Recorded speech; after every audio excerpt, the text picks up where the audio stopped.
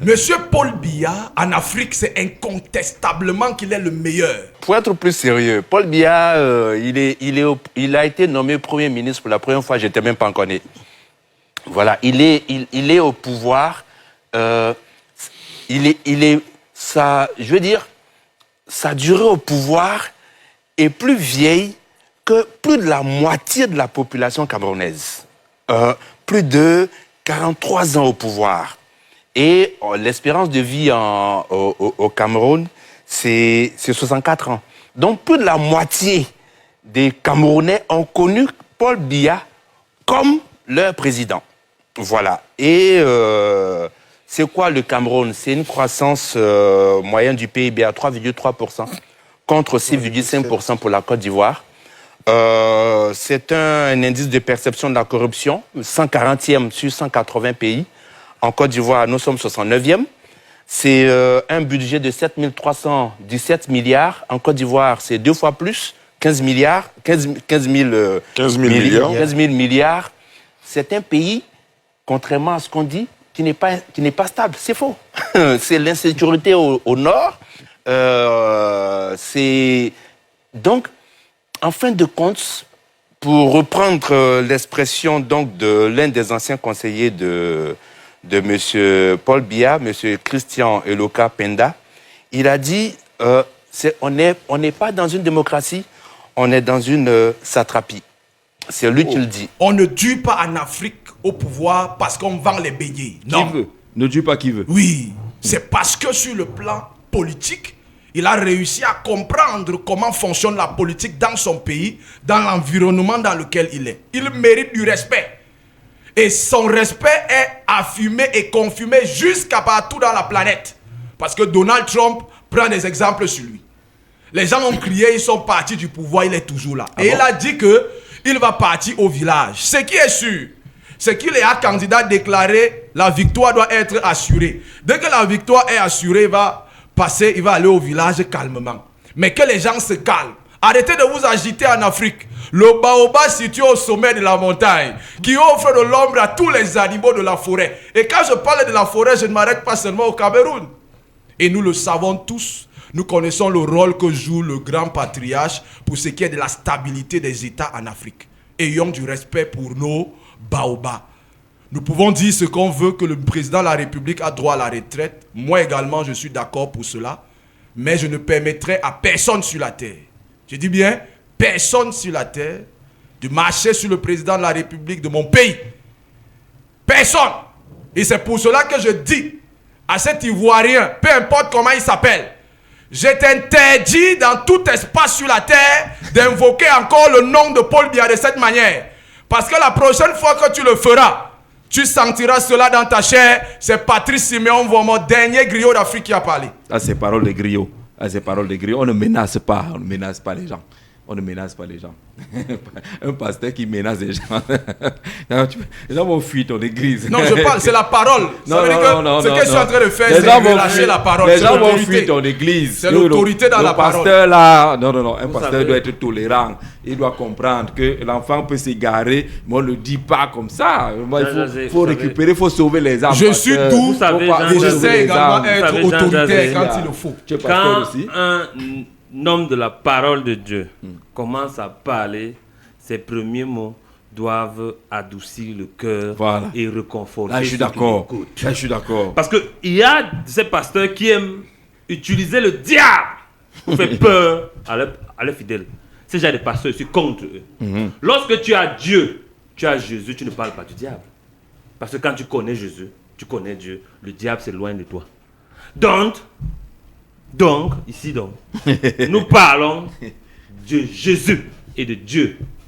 Et on dit la vérité aux Camerounais, on dit la bonne nouvelle aux Camerounais. Et les Camerounais aiment entendre. La bonne nouvelle, c'est quoi? La bonne nouvelle, c'est quoi? La bonne nouvelle, c'est que un pays comme la Côte d'Ivoire ne doit pas s'attaquer au Cameroun de cette manière. Voilà. Ah, d'accord. Parce qu'il faut dire,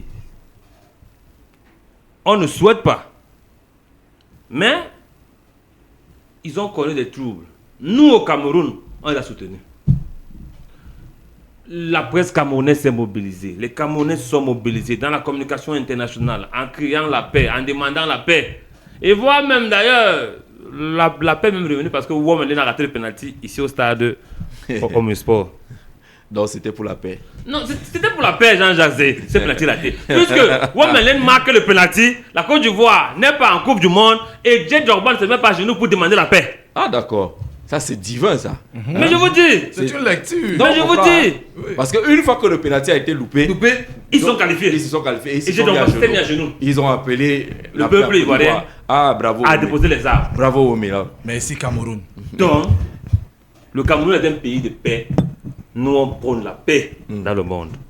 Maintenant, cette émission, où un journaliste on dit qu'il est fondateur d'une presse hebdo éco, parle du Cameroun en riant dedans. Vous vous demandez même, attendez un peu. Il sait de quel pays il parle. Il nous compare sur des chiffres, des chiffres attaquables, parce que quand on parle d'un budget de l'État, ce n'est pas l'argent qu'on a, Regardez c'est un quelque budget part. prévisionnel. Ouais. Allez voir l'endettement, où est-ce qu'on se situe au niveau de l'endettement. C'est ça le véritable problème. Ouais. Mais vous savez, Jean Jazé, nous on aime notre pays comme le Cameroun, comme nous sommes là. On aime notre pays, nous avons nos réalités que nous décrivons tous les jours sur ce plateau. Et nous disons aux gens, quand vous faites une analyse d'un pays frère, un pays voisin, faites une analyse objective. Parce que là, au moins, on va vous écouter avec attention. Parce qu'il y a des éléments qui peuvent nous échapper, parce que nous sommes dans notre propre pays. Les éléments peuvent nous échapper. Mais vous devez faire une analyse froide et objective de la situation qui prévaut au Cameroun. Maintenant, je ne veux pas entrer dans ce que Simeon Vomo a dit, parce qu'il est vraiment entré à l'intérieur du pays. Mais bon, quand même, vous savez, nous sommes un pays de frères, de paix, de joie. Donc, Paul Biya Oye. Je ne parle pas de Paul Biya. Mais la paix, non. Je ne parle pas des gens qui ont hypothéqué 6 générations. Non. Mais l'héritage de Paul Biya, c'est la paix, non? Une paix qui est adossée sur la peur, vous voulez dire. Ah, okay. Lui, David Lobert, on a regardé cette vidéo ensemble, on a écouté cette analyse. Ton regard? Je viens de subir de part et d'autre une agression morale d'une violence phénoménale. Je souhaite que les qualificatifs les plus absolus qui ont été utilisés ici pour dépeindre le tenant central du pouvoir au Cameroun soient sinon améliorés, mais retirés. Parce que nous ne sommes pas dans le cadre d'un carnaval, mais dans un cercle de réflexion qui engage la vie de notre pays. J'ai entendu dire sur ce plateau que le décideur central était pétri d'une sagesse inégalable. Je tiens à faire le distinguo net entre les considérations traditionnelles villageoises et les valeurs de la République qui transcendent, encadrent et orientent notre vécu au quotidien. Il y a une loi, celle du 12 juillet 2017 portant sur les entreprises publiques et parapubliques dans notre pays, qui stipule que le bail des directeurs généraux à la tête de certaines entreprises est de 3 ans renouvelable 2 fois. Cela veut dire qu'un directeur général devrait être à la tête de cette société tout au plus durant 9 ans. La quasi-totalité des directeurs généraux dans ce pays ont un mandat frappé de forclusion. Il y a eu un vide du fait du décès de certains membres du gouvernement qui malheureusement n'ont pas été remplacés. Cela a pour effet induit un surcroît de travail sur les autres collaborateurs qui engendre l'immobilisme, les hésitations, les atermoiements, finalement cette sclérose dans laquelle ploie le peuple camerounais.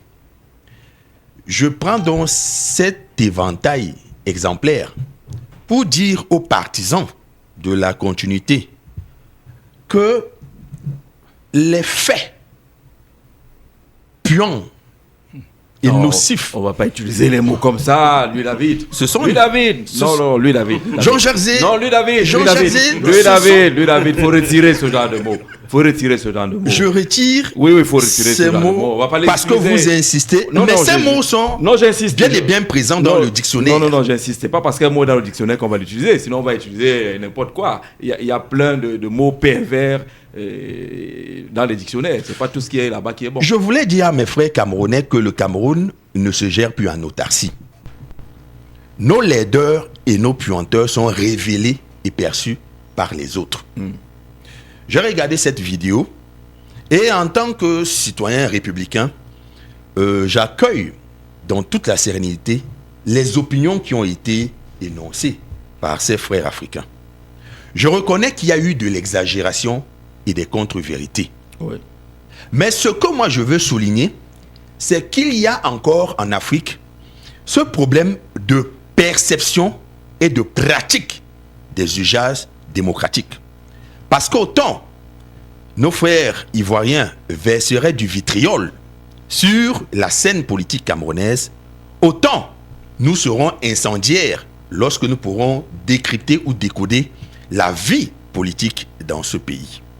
Dans l'un ou l'autre cas, nous avons opté, nous Africains, pour l'appropriation et l'incorporation de la démocratie comme mode de vie de nos républiques. Il est donc urgent que nous apprenions à valider toutes les exigences qui y sont inhérentes. Entre autres, la liberté d'expression, le droit des uns et des autres à assumer ou à postuler à des fonctions électives. Mais il me semble que ce ne soit pas toujours le cas.